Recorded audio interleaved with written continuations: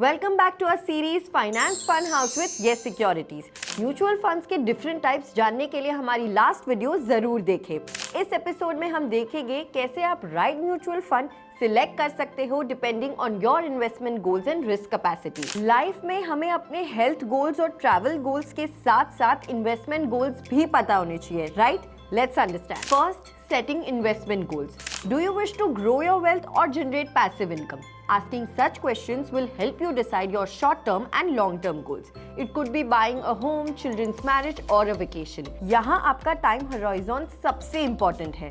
Short-term goals के लिए you can choose conservative funds that are low risk and will keep your capital safe. और long-term goals के लिए you can choose aggressive funds that are high risk but can give much higher returns. Second, accessing risk tolerance. Volatility यानी market के ups and downs को आप कितना अच्छे से हैंडल कर सकते हो, that shows your risk tolerance, which can be different for everyone. Now obviously, higher the risk, higher the reward. लेकिन फंड सिलेक्शन के वक्त अपनी एज, इनकम और फाइनेंशियल कंडीशंस भी कंसिडर करनी चाहिए to balance risk and reward. Third, researching past performance. Mutual funds में invest करने से पहले हमें उनका पास्ट परफॉर्मेंस चेक करना चाहिए।